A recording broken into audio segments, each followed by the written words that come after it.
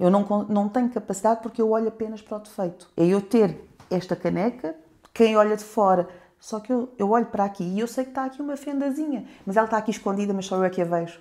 Deste lado está fantástico, porque quem olha deste lado, olha para este lado e está fantástico, está lindo, tem aqui a imagem, e quem vê ali para fora está lindíssimo. Mas eu sei que aqui não, porque eu estou deste lado e eu vejo aqui o defeito. E eu só olho, e eu só olho para este defeito e eu só vejo este defeito, eu estou sempre aqui a vê-lo. Isso é uma bela questão.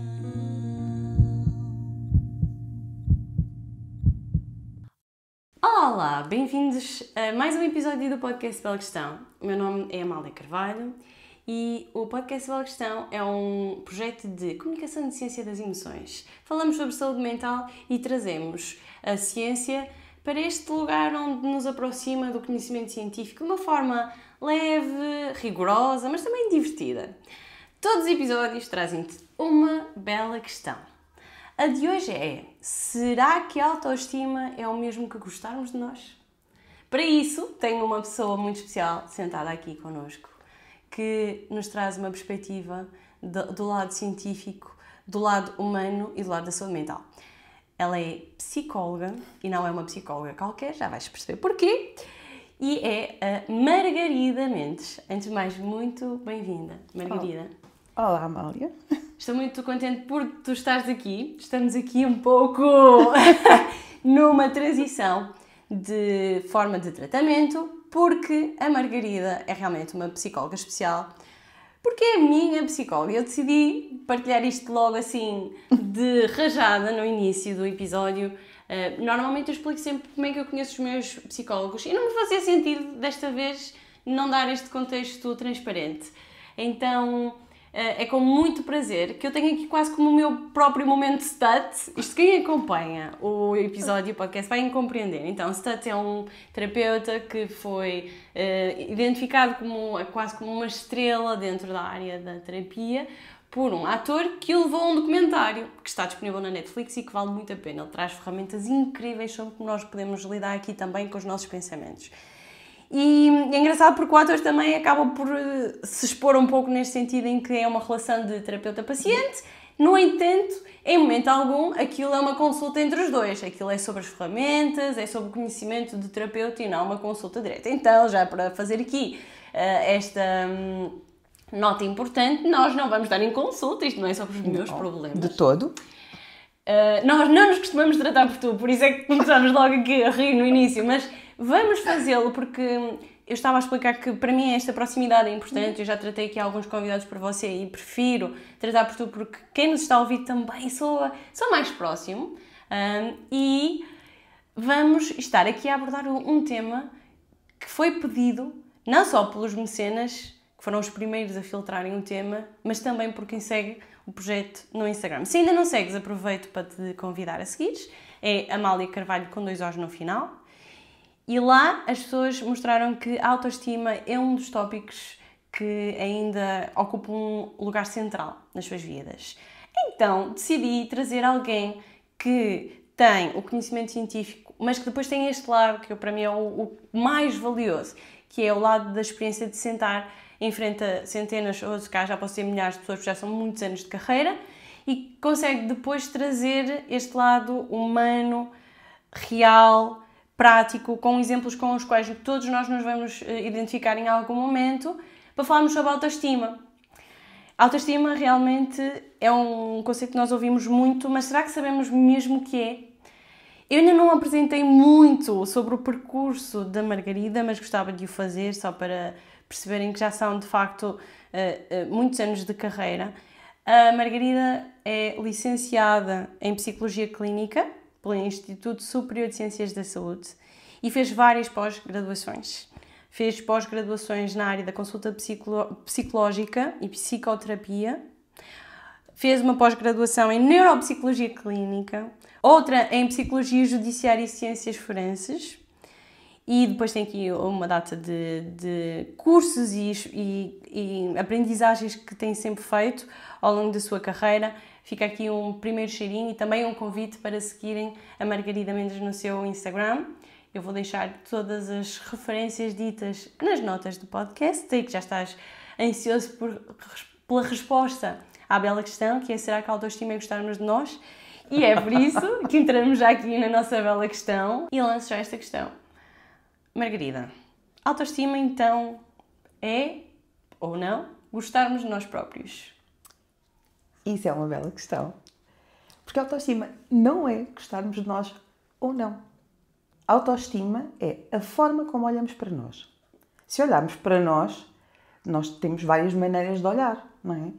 Então, vamos imaginar, temos uns óculos. Se os óculos estiverem riscados, nós olhamos para nós de uma forma baça. Só vemos os riscos? Exato. Ou então se a graduação não estiver correta. Pessoas que não precisam de óculos. Tudo chocado. Isso é tão giro. Se as pessoas puserem óculos e não precisarem daquela graduação, se a graduação não estiver correta, eles veem de forma desfocada. E então não nos vemos da forma mais nítida. No fundo é a nitidez com que olhamos para nós. Quando é que nós colocamos os óculos na vida? Possivelmente, nós quando começamos a ver sem óculos, vemos bem, não sei. Eventualmente, se calhar, algumas pessoas já nascem com alguma miopia de autoestima, não sei. Mas há ou não há algum momento das nossas vidas em que é mais fácil nós começarmos a ter esses tais óculos, eles começarem ou a arriscar, ou a falhar na graduação? Eu acho que é o percurso, porque nós somos um acumular de situações. E vai haver alturas na vida onde temos sempre alguém a dizer que gosta de nós, que não gosta de nós, os amigos, na escolinha, quando somos pequeninos, porque vão existir amigos que gostam de nós, mas vão existir amiguinhos desde pequeninos, desde o infantário. Uns gostam mais e outros gostam menos. Mas depois a forma como nos ensinam a lidar com essas frustrações, porque a maneira como nos vão ensinando a lidar com estas questões. Nós não somos um ser único e individual. As relações e as frustrações são importantes na vida. Em tudo. E isso é que nos vai trazer, enquanto adultos, a lidar com as situações e com as adversidades da vida. Nem toda a gente é obrigada a gostar de brincar comigo. Vamos pôr-nos como crianças. Há crianças que gostam mais de brincar umas com as outras com 3 anos. Há uns que gostam mais de brincar com os amiguinhos e outros gostam mais de brincar com outros. Não tem mal nenhum. Não há problema nenhum. Mas nessa fase já temos uma noção de saber se gostamos de nós próprios ou não, sendo que não é bem uma coisa que a autoestima. Não, mas isso ajuda-nos a perceber que há uns que gostam mais de umas características e outros ajudam a perceber que não gostam daquelas características. E assim começa a nossa jornada de autoestima. Isso ajuda-nos a entender que há características que agradam mais e características que agradam menos. Ajuda a construir. Não é autoestima nem deixa de ser autoestima.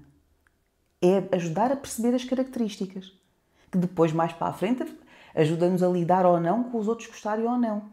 Porque nós somos um bocadinho do espelho, não é? O nosso espelho é construído por fora, porque nós somos um bocadinho da forma do outro.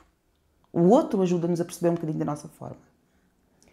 Por acaso, quando eu estava a fazer a pesquisa sobre o tema, um dos conceitos que surgiu foi o espelho social, que é, no fundo, nós avaliarmos com base naquilo que nós achamos que é a avaliação do outro sobre nós. Claro, nós precisamos dessa avaliação. Então, nós desde pequeninos, como estavas a dizer, começamos, de uma forma talvez até inconsciente, já a construir esse tipo de pequenos momentos de avaliações daquilo que somos, daquilo que são as nossas competências. Amália, as nossas competências são construídas desde sempre. Porque quando nós nascemos, é uma percepção física. São os nossos limites físicos. A nossa percepção emocional começa a ser construída mais tarde. Mas nós vamos crescendo fisicamente, intelectualmente e emocionalmente ao longo de toda a vida. Nós não somos o início e o fim, nós temos um percurso para o meio. E esse percurso para o meio faz nós aquilo que nós somos. Todo este percurso, ele tem de ser construído. Nós não somos um ser acabado. E é isso que nos faz entender aquilo que nós somos. Ao dia de hoje, eu amanhã vou ser diferente. Eu amanhã tenho que perceber que vou ser melhor do que sou hoje. Mas eu tenho que estar disponível para isso. Porque se eu quiser ser perfeita hoje, eu aí nunca vou ser perfeita porque eu vou encontrar imensos defeitos. Porque eu não vou estar completa. E aí começam a surgir inseguranças. Começam a surgir muitos defeitos porque eu vou perceber que não sou completa. Não é? Eu não estou perfeita hoje. E se nós começarmos a ver isso, começamos a ver que na adolescência, então, que é quando surgem todas as dúvidas e mais algumas, começa a tal baixa autoestima, todos os defeitos e mais alguns, porque a sociedade é quando o adolescente não tem capacidade de gestão. Por isso é que surgem as grandes crises de autoestima, começam, ou pelo menos dão grandes sinais na adolescência por esse motivo. Não é? Cada vez mais nós vemos essas inseguranças aonde? Ou as grandes crises que se falam da adolescência surgem pela incapacidade de gestão. Porque há grandes conflitos na adolescência. Então vemos isso porque o adolescente tem a capacidade quase física do adulto, não é? Intelectualmente ele também consegue ter as competências quase do adulto, mas ele não tem capacidade de gerir. Então existem imensos conflitos. Porque ele consegue quase tudo o que o adulto consegue, mas não consegue gerir. Então é tudo um turbilhão de incompetências, como ele próprio vê. Então acha-se incapaz de tudo. E daí a autoestima estar quase lá no fundo, porque ele acha-se incapaz de tudo.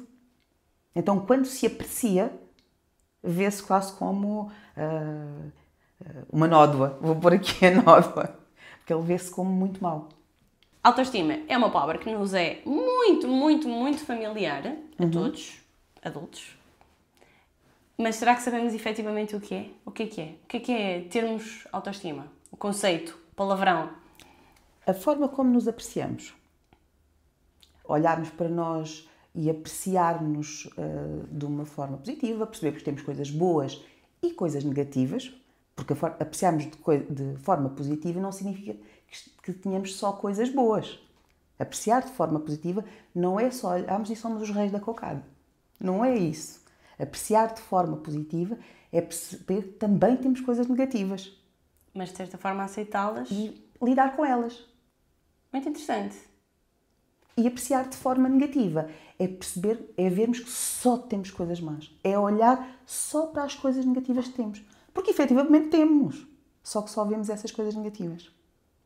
E quando nós falamos de coisas aqui, falamos de competências, comportamentos, características de personalidade, identidade. O que é que está englobado nestas coisas que nós, de forma possivelmente inconsciente, vamos usando para determinarmos se a nossa autoestima é ou não é positiva?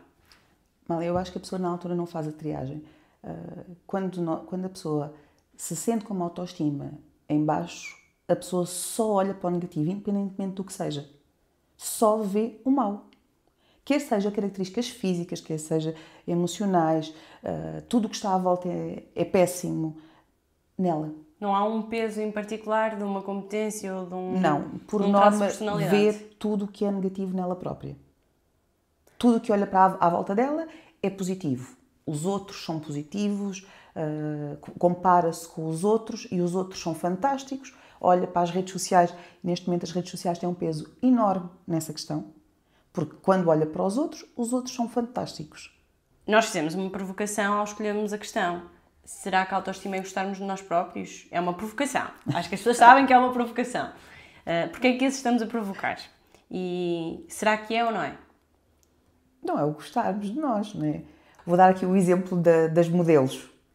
Elas gostam delas, sabem olhar para elas fisicamente e veem pessoas bonitas, porque senão não Pelo menos na parte da beleza, física, na categoria de beleza. física.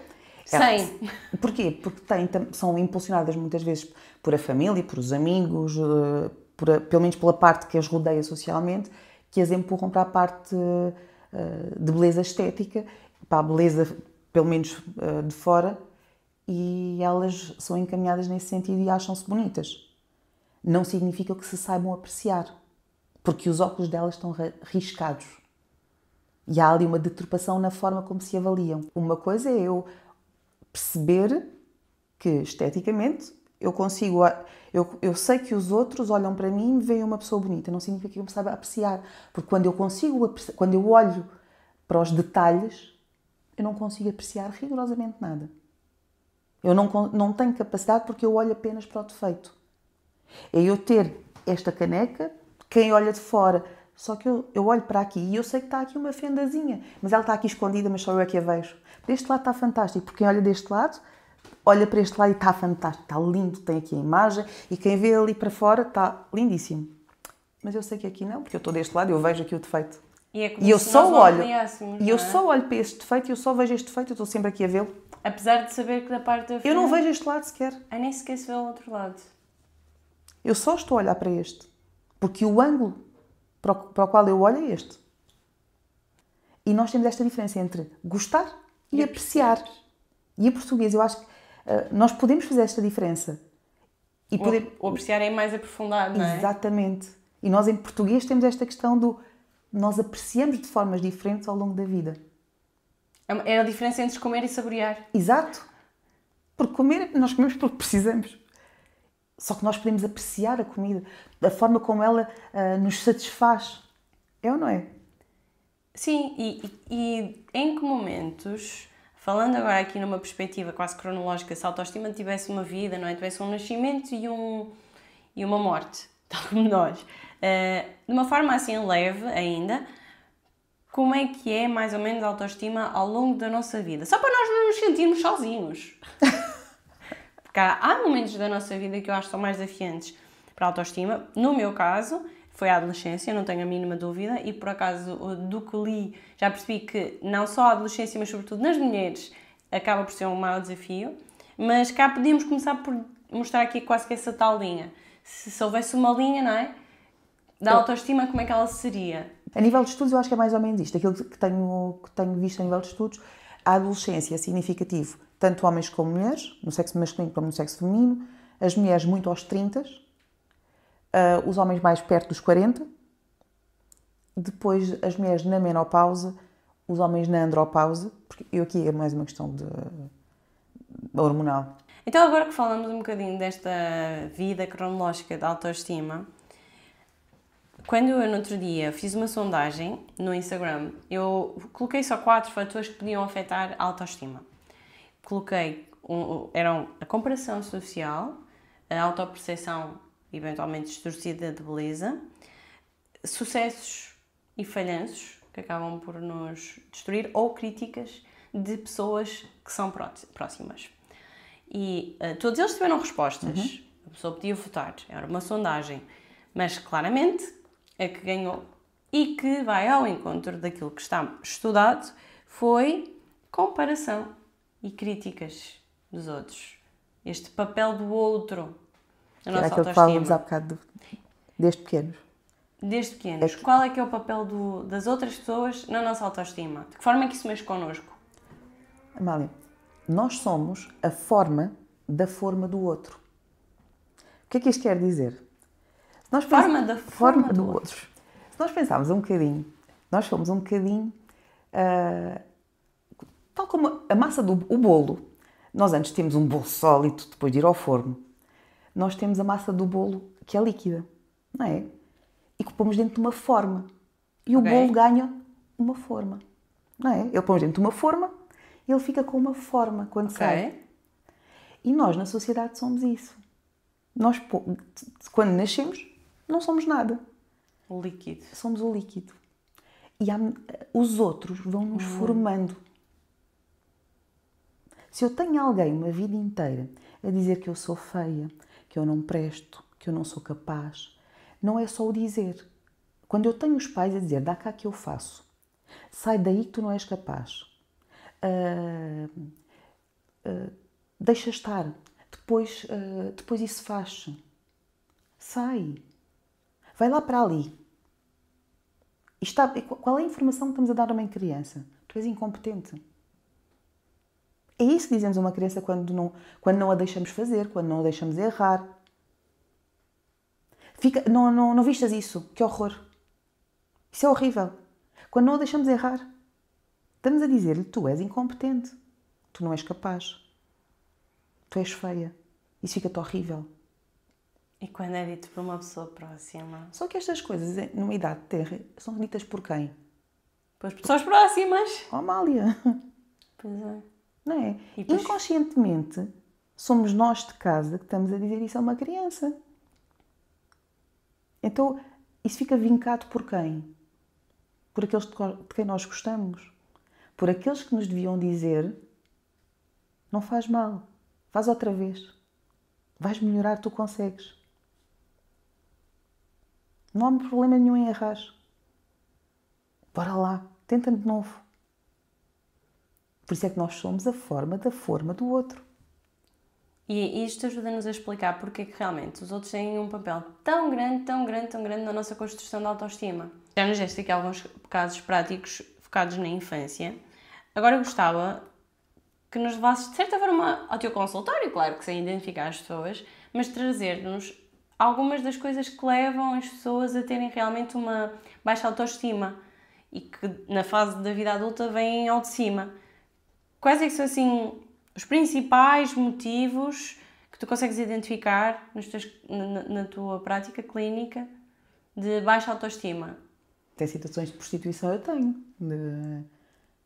Que situação? Prostituição de luxo. Prostitutas de luxo que foram para a prostituição para se sentirem valorizadas. Dessa eu não estava à espera. Para se sentirem valorizadas fisicamente. Bem. E do ponto de vista... Acho que é assim, neste momento, assim, das situações assim mais... E o que é que se passa na cabeça de uma pessoa que realmente tem essa autoestima tão baixa que precisa dessa validação? Eu acho que é o valorizar o corpo. Foi sempre o patinho feio, sentiu sempre a mulher a mais feia da família, filha tem não sei quantos irmãos, foi sempre a que se sentiu mais feia dentro da família, a menos inteligente, ou seja, para ela não tem nada de interessante. E como não tem nada de interessante, depois entretanto arranjou um namorado pai aos 18 anos, violência doméstica, cortou com tudo e acabou por ir para a prostituição, que foi a forma mais... onde ela sentiu que era valorizada. Não estava mesmo à espera desse caso. E mais casos que venham à cabeça. Ai. Queixas, dores de baixa autoestima. Que às vezes as pessoas não põem nestes termos, imagino eu, não é? Estão desconfortáveis e não sabem porquê. Não põem. Mas que consegues perceber que está relacionado com a autoestima. Sim, muitas vezes o desistir das coisas. A baixa autoestima está associada a muita coisa. Desde miúdas que vão tirar a carta de condução. Tenho uma situação de uma... Ela é filha... a terceira filha, uma família só de homens, é a única rapariga, uma família muito tradicional, digamos assim, muito... Vou usar o termo que estou aqui mesmo a pensar, família muito tradicional, muito machista, onde isto ainda está muito presente, onde o homem tem muito peso, onde o homem ainda tem aqui muito valor, e ela tinha muito medo de chumbar no exame de condução. Claro que chumbou porque foi tão insegura para lá que chumbou. E não significa que ela não saiba conduzir. Significa que o medo dela impediu-a de desempenhar a função dela da melhor forma. Porque ela chumbou porque pôs o carro em andamento sem pôr o cinto. Não teve a ver com a competência. Foi o medo. Foi o medo. Foi aqui o medo de falhar e depois desistiu. E isto teve a ver com ela se achar incapaz de desempenhar a função. Não foi mais nada.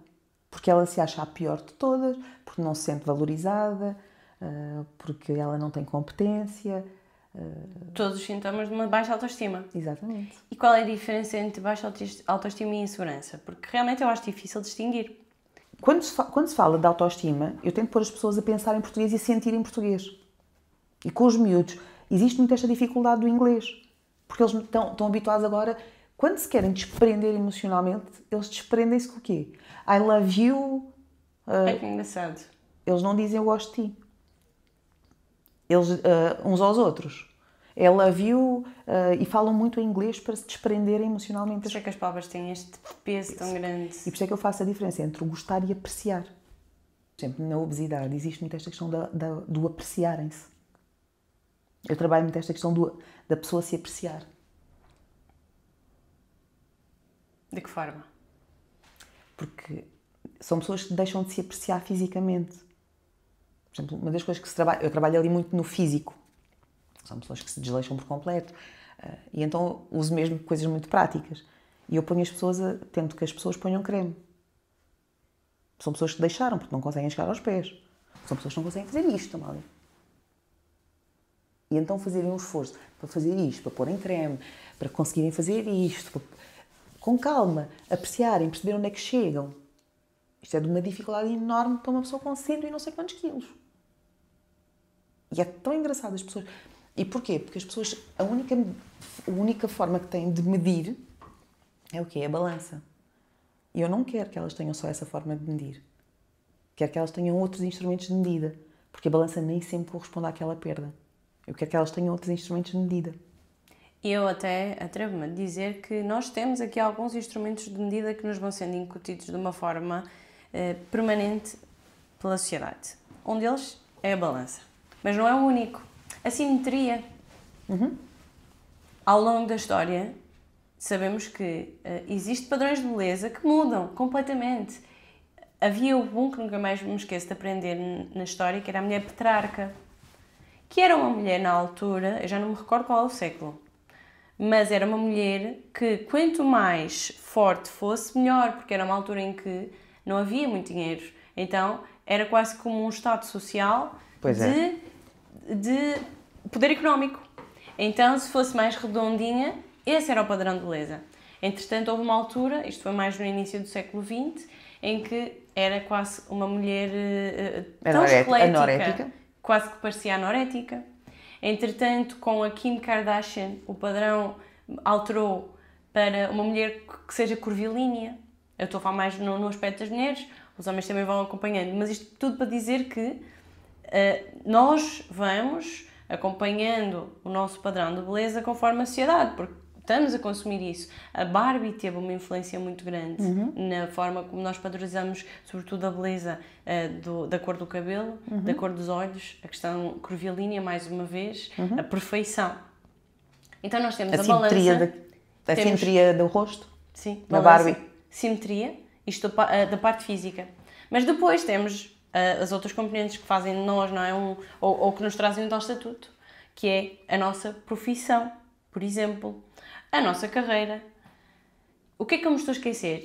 E o que é que leva muitas vezes as pessoas a sentarem-se frente a frente, neste caso, na tua experiência, mas o que é que as leva a sentarem-se frente a frente a um psicoterapeuta para conseguirem reconstruir a sua autoestima, porque talvez tenham estas âncoras que as puxam para baixo e que são medidores aos quais elas se agarram e não conseguem desprender-se. E isto é muito comum. Eu tenho amigas minhas que sofrem muito com a questão do peso e dos quilos. E eu, por exemplo, daquilo que mais me fez lutar na adolescência com a minha autoestima foi a beleza, a simetria, a pele, que na altura, por causa do acne, explodia bastante. Eu lutei muito com essa parte de olhar para aquilo que vinha nas revistas e comparar. A questão do corpo curvilíneo, para mim também era um peso muito grande na adolescência. Como é que nós lidamos com isto? Quais é que são os primeiros passos para nós conseguirmos calibrar aquilo que são os nossos medidores de autoestima? Porque estamos cá muito presos a medidores de autoestima, medidores que nos comparam aos outros. Já sabemos que a comparação social está historicamente ligada aqui à nossa construção da nossa apreciação, da nossa avaliação. Como é que nós trabalhamos isto para irmos para um lugar saudável? Vem outra vez daquela parte inicial. Da forma como nos construíram desde pequeninos. Da forma como nós não precisamos... nós precisamos da validação do outro. Mas se essa validação, se essa construção foi feita desde sempre, a segurança que nós temos depois enquanto crescidos, não é? Nós somos quem somos. E aceitamos o nosso defeito. Nós lidamos... E se não gostamos do nosso defeito, nós vamos trabalhá-lo. Não há problema nenhum. Quando eu não gosto do meu defeito, eu tenho a capacidade para modelá-lo. Eu não vou controlá-lo, mas consigo modelá-lo. E como é que nós apreciamos os nossos defeitos? Porque na teoria é fácil, mas na prática não é? Eu não preciso concordar com o meu defeito. Eu consigo modelá-lo. Como, por exemplo? Se eu não gosto de ser gordinha, eu vou trabalhar para isso. Se eu não gosto da minha pele com acne, eu vou trabalhar para não tê-lo. E se não for peso nem pele, se for traços que não dá para mudar? O tamanho dos olhos, não dá para mudar, por exemplo. Consigo arranjar... Existe maquilhagem que me consegue valorizar de outra forma. Há sempre solução, portanto. Claro que sim. É a forma como eu lido com as coisas. Eu não consigo controlar, mas eu consigo contornar obstáculos. Eu não controlo nada. Rigorosamente nada. Eu contorno os obstáculos que a vida me põe. E se nós estruturarmos uma criança, se ensinarmos uma criança a contornar os obstáculos, ela, aquela criança, quando for adulta, consegue lidar com esses obstáculos. Senão, simplesmente ela senta-se e frustra, enfrenta o obstáculo e não lida com ele. E consegues pensar em casos assim de sucesso em que a pessoa chegou completamente com a autoestima destruída, mesmo em baixo, sem capacidade de apreciar nada em si e depois de uma trajetória de consultas, no fundo há um processo de alta, digo eu, e que te orgulhas em particular, consegues-te lembrar de algum caso? Ah, sim, sem dúvida. De pessoas de miúdos, porque na altura eram miúdos que não tinham qualquer tipo de objetivo, nem académico, nem profissional, nada. Chegaram, nunca tinham desistido de estudar, de tudo. Neste momento têm uma carreira profissional, são super felizes, construíram uma família e têm um sucesso enorme a nível profissional. E tem alguns, tanto de homens como mulheres. E acho que é o maior desafio que existe na vida, é quando alguém que desistiu de tudo está em casa fechado há anos. E, neste caso estou a falar de um rapaz na altura com 19 anos que tinha desistido de estudar, há mais ou menos 2 anos que estava fechado em casa, tinha desistido, era um ótimo aluno, era um aluno de 18, e disse, não quer fazer nada, não tenho interesse em nada, e tinha só desistido de estudar, estava há quase 2 anos fechado em casa. E os pais disseram que em casa fechado não ia ficar, que arranjasse solução, e ele foi para a terapia. E neste momento ele tem uma vida profissional, é casado e tem imenso sucesso profissionalmente. Não posso dar muito mais dicas por questões... Claro. Eu acho que isso nos dá aquela luzinha ao fundo do túnel, sobretudo para alguém que nos esteja a ouvir e que esteja a passar por um momento mais difícil na sua autoestima, perceber que há sempre solução. Isto para mim ficou muito claro. Há sempre solução. E eu agora quero ser um bocado provocadora, porque acho que também existe aqui, não é bem mito, mas esta ideia pré-concebida que se temos uma autoestima elevada é porque somos arrogantes, se temos uma autoestima baixa é porque somos muito humildes. Vamos desconstruir aqui a diferença entre a autoestima, a arrogância e a humildade, porque não são a mesma coisa, por isso é que temos 3 palavras diferentes. É assim, essa autoestima lá em cima e do arrogante é aquela tal rigidez que falavas há pouco, construída, que depois quebra. Porque aquelas pessoas que precisam de ser efetivamente arrogantes, isso é só maldade, está bem? Isso não tem nada a ver com autoestima. Não, são aquelas pessoas que precisam ter aquela máscara para fora, que muitas vezes precisam de mostrar que são superiores aos outros, mas aí muitas vezes é só uma forma de proteção. É um escudo protetor, precisam de mostrar que são superiores aos outros para se protegerem elas próprias, porque efetivamente são muito frágeis e isso nada tem a ver com a autoestima. E aquelas pessoas que têm uma baixa autoestima, fofinhas, não é baixa autoestima, é só falsas modéstias. E há ainda outro termo que muitas vezes se confunde com a autoestima, que é a assertividade. Uma pessoa que seja muito assertiva, por vezes, é também mal interpretada. Podemos desconstruir isso? Sim, no fundo, a assertividade é a pessoa ser coerente. Uma pessoa assertiva é coerente naquilo que diz, com aquilo que sente e aquilo que pensa. Ser assertivo não é preciso ser nem mal educado, nem agressivo, nada disso. É só ser, no fundo, coerente. Se eu concordo, eu posso dizer que concordo com uma coisa. Se eu não concordo, eu só tenho que dizer que não concordo. Eu não preciso tratar mal ninguém, não preciso ser mal educado, eu não preciso... Nada disso, eu só preciso dizer, olha, desculpa, eu não concordo contigo. Ou eu concordo contigo. É a minha opinião. E isto é que é ser assertivo. E isto também pode ser uma forma de nós precisamos mostrar a nossa autoestima? Claro que sim. Porque se tivermos dificuldade em discordar, em dizer que não... Porque se eu não concordo contigo, eu não preciso estar aqui acanhada e dizer, olha, Amália, pois, sim, eu não concordo contigo, eu não sou obrigada a concordar com uma coisa que eu discordo de ti. Não é?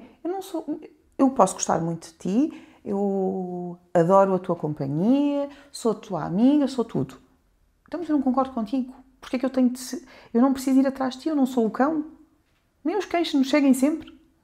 Porquê é que eu tenho de ir sempre atrás de ti? Só porque tu mandas, mas tu não mandas em mim. Tu és minha amiga, eu posso adorar a tua companhia, mas eu, nem com o meu chefe, eu sou obrigada a concordar com ele. Não é? Porque é que nós temos de ser... Não temos. Eu tenho de argumentar a minha discordância. Não é? E o ter autoestima, o ter uma autoestima bem construída, permite-me discordar e ter a capacidade de argumentar a minha opinião. É o argumentar, o ter a capacidade de, no momento certo. É só isto, mais nada. Para um lado e para o outro. Não preciso nem de ser agressiva, nem levar o tom de voz, nada disso. É ter a capacidade de argumentar a minha opinião. Gosto. Ao longo deste episódio já percebemos várias formas de nós conseguirmos refletir sobre como estamos, do ponto de vista da autoestima.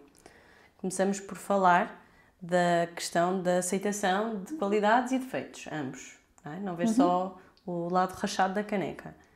E agora temos aqui esta componente também muito importante, que é esta nossa capacidade de afirmação da nossa opinião. E quando ela está demasiado pendente para o silêncio, a incapacidade de discordar ou a incapacidade de dizer que não, pode também ser aqui um sinal que podemos trabalhar um bocadinho ou treinar um bocadinho a nossa autoestima. E eu agora ia lançar um desafio. No outro dia eu vi um sketch muito engraçado da Porta dos Fundos, que é um projeto que eu acho particularmente interessante, em que eles estavam a fazer de conta que iam treinar a saúde mental. E então tinha literalmente o treinador com o apito, e depois tinha a turma, e depois eles foram buscar muito o cenário de treinador de futebol, então tinha na parede a estratégia de jogo, e ele brincou muito, mas a verdade é que a rir se castigam os maus, e ele disse ali uma série de coisas que, para quem está na área, percebi que foram no ponto. Então, para treinar, naquele caso a saúde mental, ele fez vários tipos de treino. Um dele era treino de gestão financeira, tinham que começar a escrever como é que estavam as finanças. O outro treino era de meditação, durante 7 horas não podiam pensar em nada. Então ele brincou com isso. E eu pensei, olha, isto é uma bela forma de trazermos aqui a questão da autoestima. Se tu fosses treinadora e nós agora vínhamos reforçar os músculos da autoestima, se a autoestima tivesse músculos, qual é que era o teu plano de treinos? Uma coisa que era engraçada, um plano de treinos giro para fazer todos os dias é pensar em 3 coisas giras ou 3 coisas boas que nós fizemos todos os dias. E coisas boas não significa coisas maravilhosas, fantásticas que nós tenhamos feito todos os dias. Tornar-nos presidentes dos Estados Unidos da América ou assim? Não precisamos. Não, mas olha, acordar é fantástico. Há pessoas que não acordam, isto é mau, mas é verdade. É verdade. Não, mas é assim, das coisas mais maravilhosas que nós temos é acordar. Eu sei, às vezes estamos cheias de sono, mas é assim, acordámos, fomos fazer uma caminhada, para quem tem essa energia de manhã,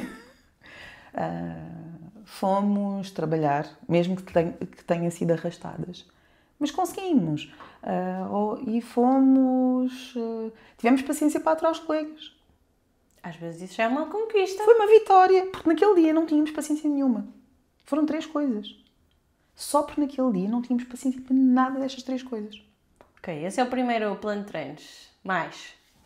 Pensar em 3 coisas que me irritaram profundamente, para perceber coisas que me incomodam no dia-a-dia, porque não é só perceber as coisas boas, porque eu também tenho que perceber, se no fundo a autoestima é perceber o que eu tenho de bom, mas aquilo que eu tenho de menos bom, e lidar com essas coisas, eu tenho de perceber também aquilo que eu não gosto. Então eu também tenho de perceber aquilo que me incomoda. Gostei. Então temos aqui um plano de treinos de 2 exercícios. O primeiro é 3 coisas boas que me aconteceram hoje, ou que eu fiz hoje. E a segunda é 3 coisas que me irritaram. E nós agora somos adultos, aquilo que foi acontecendo na infância aconteceu, podemos ter estratégias para continuarmos a ter uma autoestima saudável. E se formos pais, o que é que nós devemos ter em mente que vai ajudando a alimentar uma autoestima saudável para as nossas crianças? Sim, nós temos de ter em conta que muitas vezes não é o que dizemos, é a forma como o fazemos. Porque há pais que dizem, mas eu não disse nada de especial. Não é o que dizemos, é a maneira.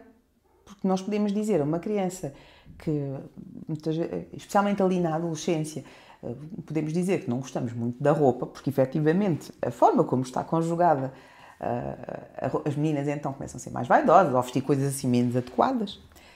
Não precisamos dizer isso está horrível. Podemos só dizer que não apreciamos. Podemos dizer que ficava melhor de outra maneira. E darmos assim alguns ajustes, por isso podemos só ajudar a construir de uma forma diferente.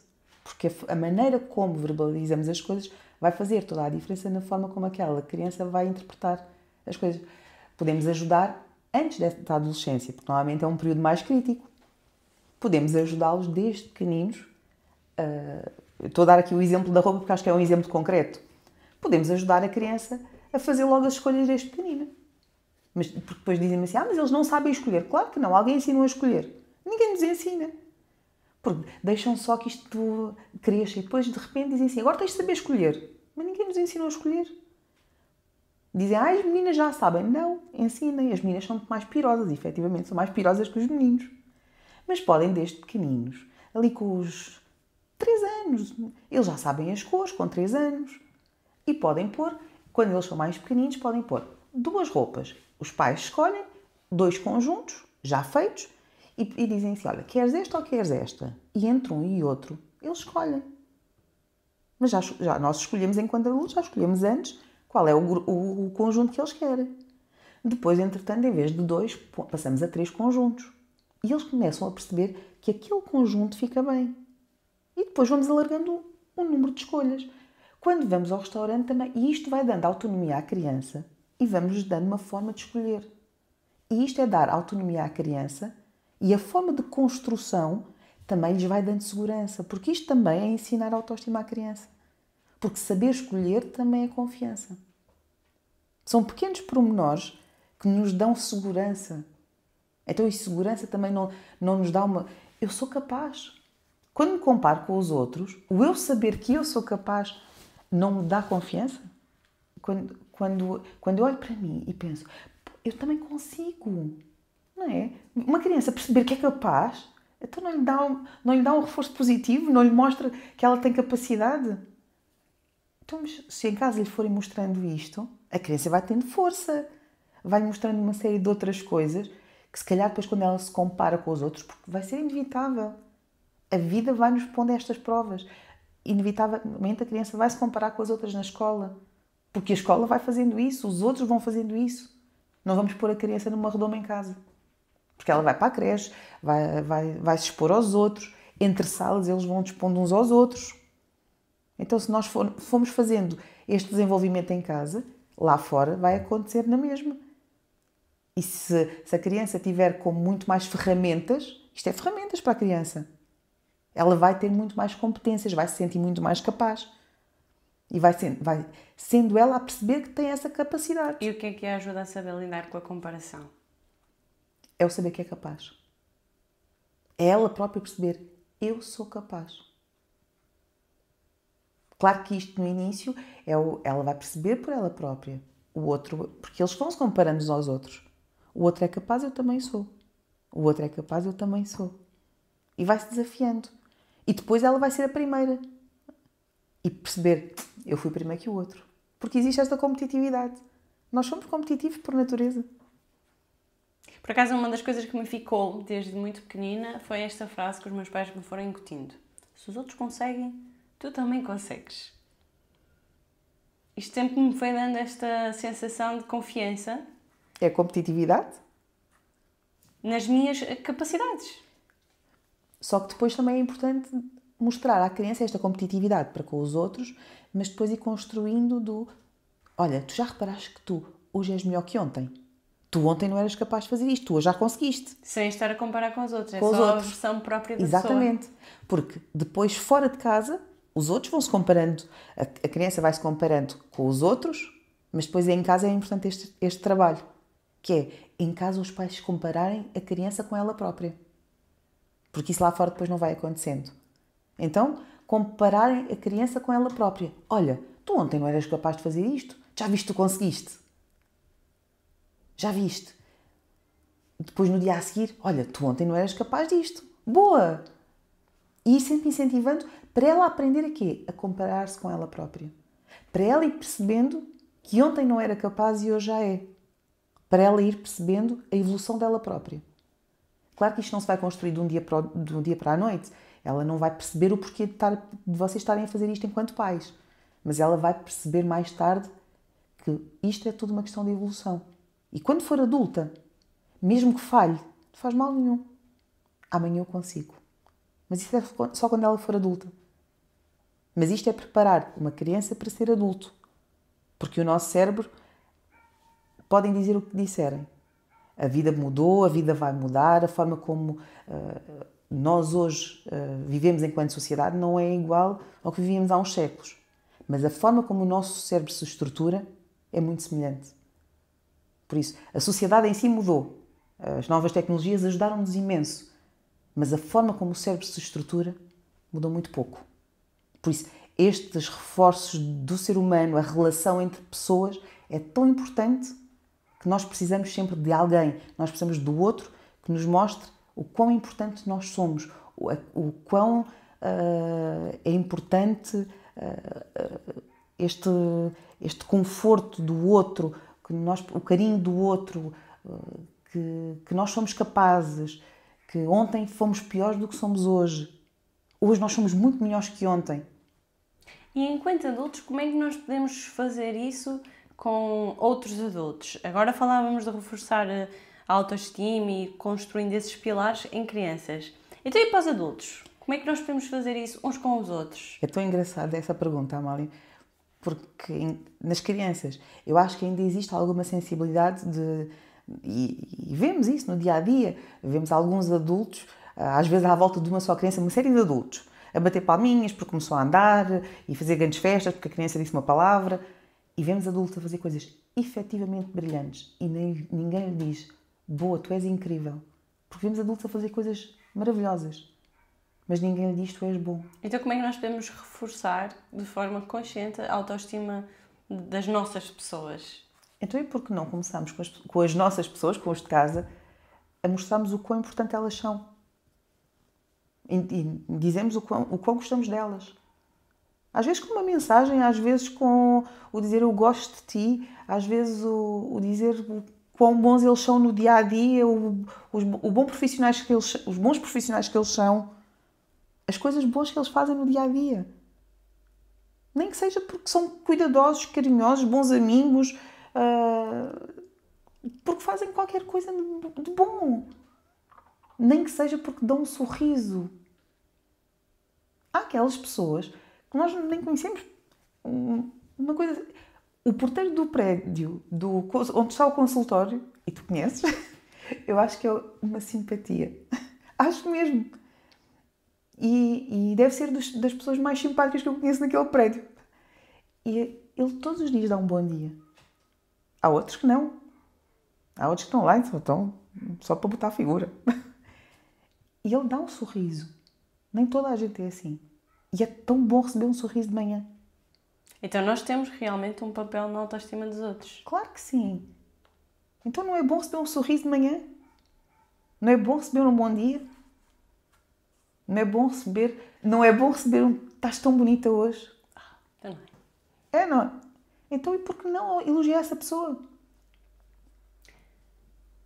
E agora, se em vez de ser para os outros nem para as crianças, fosse para nós próprios. Então vamos imaginar que nós temos a sombra, como falava o Studs, que é o nosso lado lunar, o nosso lado negro, aquele lado que vê o lado rachado em vez de ver o lado bonito da nossa caneca interior. Então se nós pudéssemos ensinar ou construir essa nossa amiga, se a autoestima fosse uma voz e nós passássemos a dar-lhe um treino, como falávamos há bocado, de como falarmos connosco próprios de forma a reforçar a saúde da nossa autoestima. O que é que nós deveríamos fazer para essa voz começar a ser... Sim, uma sugestão que eu normalmente dou às pacientes que é, nos dizem que nos sentimos mesmo em baixo e arruinadas, é nesse dia pelo menos fazermos um esforço, pelo menos fisicamente, para nos arranjarmos o melhor que conseguirmos. pode não ser incrível, mas tomarmos um banho de manhã, na casa das senhoras, tentámos pentear-nos o melhor que conseguimos. Podem não usar muita maquilhagem. Pelo menos um BB cream, que é para, pronto, dar ali um bocadinho de luminosidade à coisa. E nem que seja um rímel nas pestanas. Não faz... se me perguntarem, mas dá muito trabalho. Não, são 2 minutos. E ponham uma roupa o mais leve que conseguirem. Não é nada de especial. Não dá muito trabalho. Eu sei porque a pessoa não tem muita energia naquele dia. Porque não se sente bem, sente-se com autoestima. Lá no fundinho do pé, eu percebo. Mas aquilo não dá muito trabalho, não gasta muita energia, mas ajuda garantidamente. Porquê? Porque quando sair de casa, aquelas pessoas que vão estar à volta, de certeza que vão dizer: estás tão bonita hoje. Porque aquele esforço vai fazer com que os outros vão ajudando naqueles pequenos pormenores que eu acabei de dizer. Que era o estás tão bonita hoje. Olha, isso fica tão bem. E se nós tivéssemos um gravador que pudéssemos carregar play naqueles dias em que estamos com a autoestima no lodo e precisávamos de fazer uma reprogramação, porque normalmente vêm uns pensamentos que se focam na rachadela e nós não queremos isso. Então, se tivéssemos esse gravador, que tipo de pensamentos podem ajudar a redistorcer, voltar a retirar esses riscos todos e essa lente com uma graduação desajustada dos nossos óculos? Que palavras... Porque as palavras têm um poder muito grande. Que palavras é que podemos passar a usar ou retirar? Há coisas que vêm agora aqui à cabeça que nos possam ajudar. Quase como um kit. Temos o penso rápido quando temos um sangramento. Eu sei que nós não podemos simplificar estas coisas e quando há uma questão profunda existe psicoterapia para alguma coisa. Mas estamos a falar agora daquele kit de primeiros socorros que devemos ter todos lá em casa, de gatilhos mentais que nós podemos usar a nosso favor. Tu és capaz. Só mais um bocadinho. Acho que são 2 expressões que nos fazem... Eu sei que às vezes são ali o limite, porque nós andamos ali quase que a respirar, quase que ali com bolhas de ar, de oxigênio, ali quase que em sobrevivência. Modo de sobrevivência. Mas o tu és capaz e o só mais um bocadinho ajudam garantidamente. Porque às vezes é ali o esforço, é quase ali só a bolha de oxigênio que sobra. Mas ajuda garantidamente. Gostei. Simples. Tu és capaz. Falta-nos muitas vezes dizer isto. Tu és capaz. E chegamos aqui ao fim da nossa grande bela questão. Ainda temos a secção da Queima Emoção, que são perguntas rápidas. Mas para concluir esta grande bela questão, voltando à nossa pergunta de partida, a autoestima será que é o mesmo gostar de nós próprios? O que é que responderias? Não. A autoestima é a maneira como nos apreciamos. E apreciar-nos é com tudo o que temos de bom e com tudo aquilo que temos de negativo. E olharmos para nós como um todo. E nós não somos peças. Nós não somos feitos de pedaços. Nós somos um todo. E se somos um todo, temos coisas boas, temos coisas más e temos de olhar um global. E então olhamos para a peça no todo, tal como a caneca, perceber que ela tem aquelas fissuras e mesmo assim perceber que elas estão lá, porque se estiver partida, o que vai acontecer é a água não fica lá dentro. Sim? Gostei. Vamos iniciar a nossa secção Aqui em Emoção, perguntas rápidas, respostas rápidas. A primeira é... Qual é o livro que recomendas a toda a gente? A Arte de Dizer que Não, de Joaquim Maria Quintino Aires. Ele é psicólogo, não é? Ele é psicólogo clínico e neste momento também é licenciado em Medicina e está a exercer. Perfeito. Livro, série, filme ou documentário que mexeu contigo? Monte dos Vendavais. Montes Vendavais. Engraçado. Isso é um filme? É um filme. É um filme. Montes Vendavais. Pessoa que te inspira, viva ou já desaparecida ou ficcional? Quintino Aires. Uma personagem controversa, mas eu gosto muito dele. Se mandasses num país e pudesses implementar uma lei para beneficiar a literacia emocional, o que é que farias? Que se aprendesse a brincar. Porque eu acho que nas escolas falta aprender a brincar. focaram-se muito no ensino da escrita e esqueceram-se de ensinar a brincar. E de brincar vem a comunicação. E eu acho que nos focámos tanto na escrita e no desempenho e esquecemos das emoções. E um bom gestor tem de saber gerir emoções. Qual foi a emoção mais difícil de aprender a lidar? Lidar com a morte. E o que é que gostavas que te tivessem ensinado sobre emoções em criança? Que é difícil ser adulto. E se pudesses dar um conselho emocional a toda a gente em 10 segundos, qual seria? Seria o equivalente a se pudesses escrever uma mensagem no espelho que as pessoas veem logo pela manhã, o que é que escreverias? Sorri. Tens alguma rotina ou hábito que te ajuda a regular emoções? Só por hoje. Como assim? Essa eu não percebi. Porque o dia é só hoje. Amanhã é outro dia. Mesmo que corra mal hoje, amanhã vem outro dia. Expressão portuguesa sobre emoções que adoras ou detestas. Detesto o homem não chora. E agora, chegou um momento muito especial. Obrigada antes de mais por responderes esta Aqui a minha emoção. Sei que são belas questões, algumas delas particularmente interessantes de responder. E agora temos aqui uma questão que entra numa secção diferente, que é uma secção dedicada aos mecenas que sabem de antemão quem vem cá ao podcast e que podem fazer uma questão relacionada com o tema ou relacionada com a área profissional da pessoa. Como sabiam que vinha cá uma psicóloga, recebi uma questão giríssima em áudio.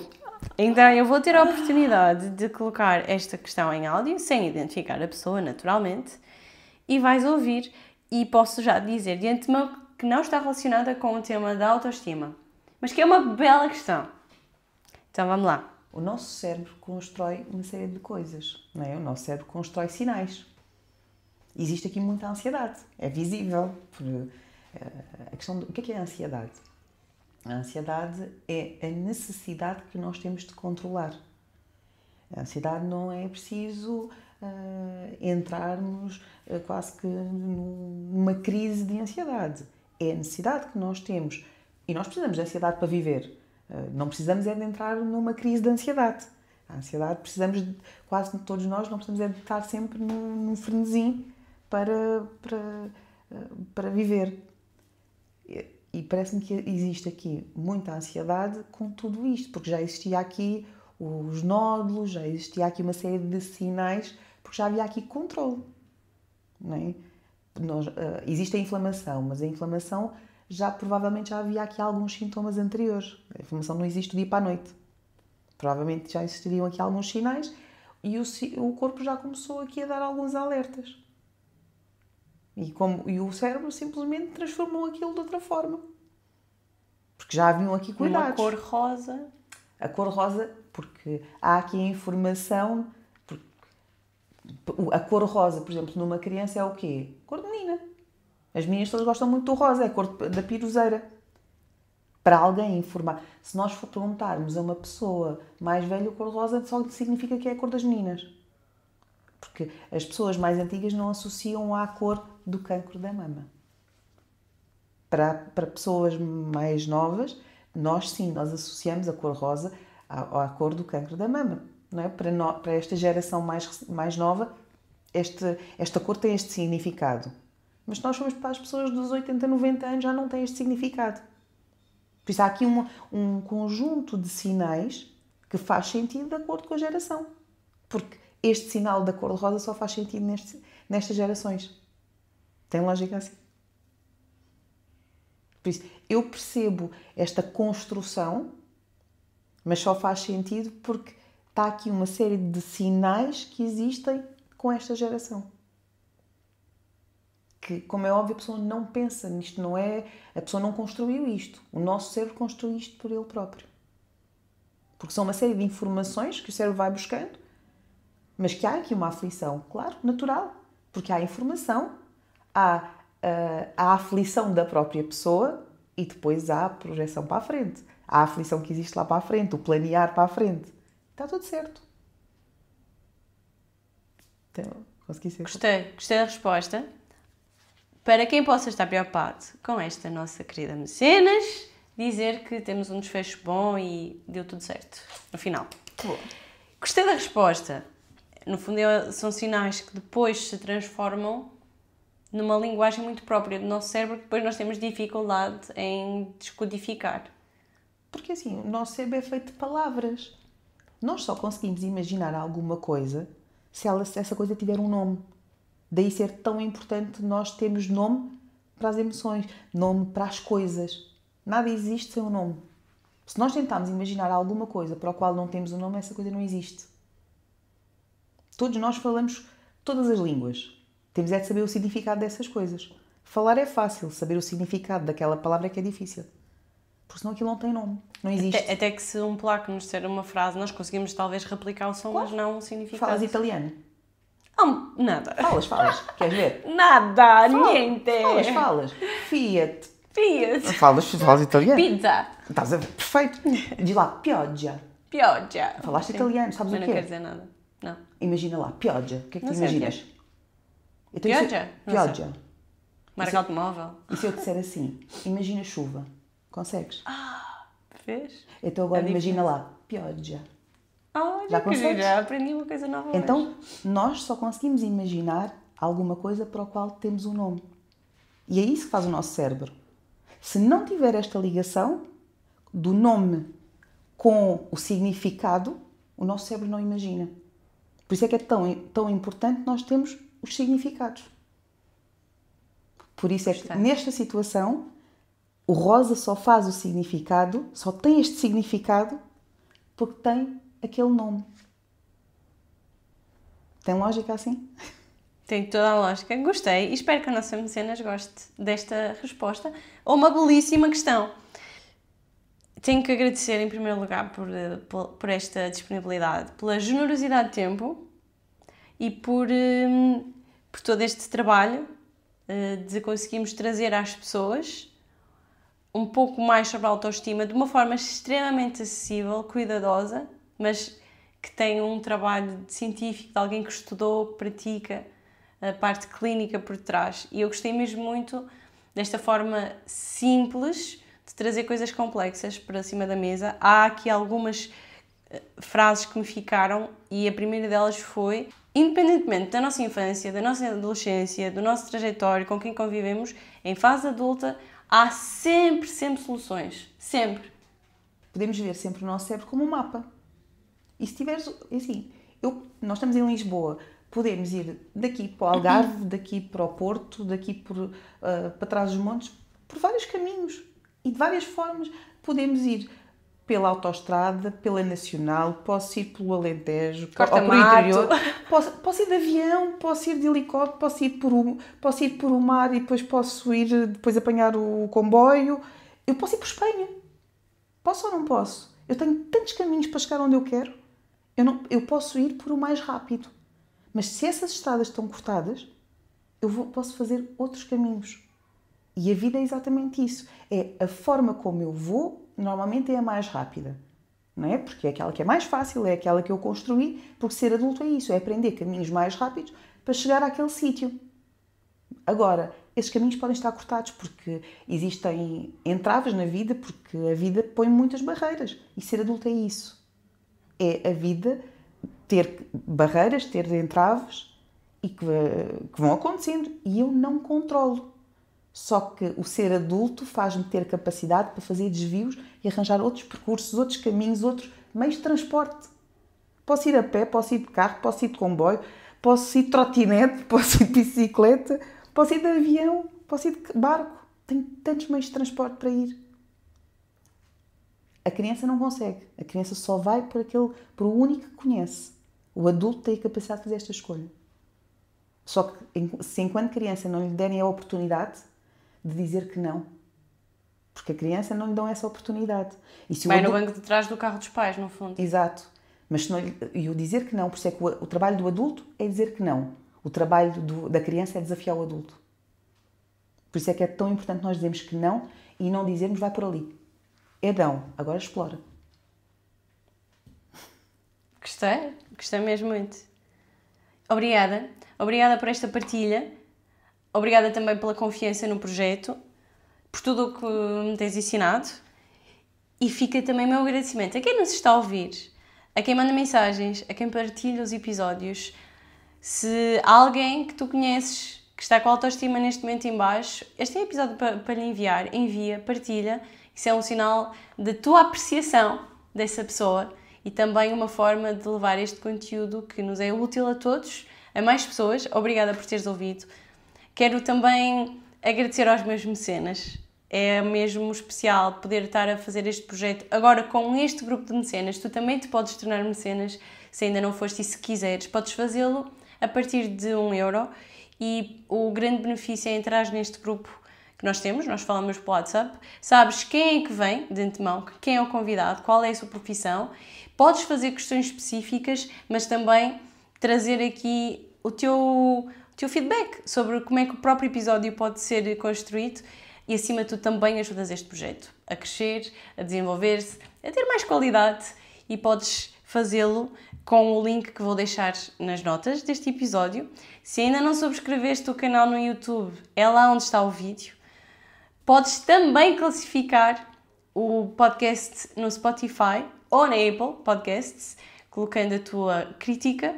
São formas pequenas de te envolveres com o projeto e de ajudares a aumentar a literacia emocional no nosso país. Acho que todos beneficiamos com isso. E agradecer-te por estares aí até ao final, por ouvires e por comentares, por dares o teu feedback. Então agora resta-me agradecer mais uma vez, Margarida. Obrigada. Gosto muito de ti. Obrigada. É recíproco. E já sabem, quanto a nós, vemo-nos, ou melhor, ouvimos-nos no próximo episódio. Até breve! Isso é uma bela questão.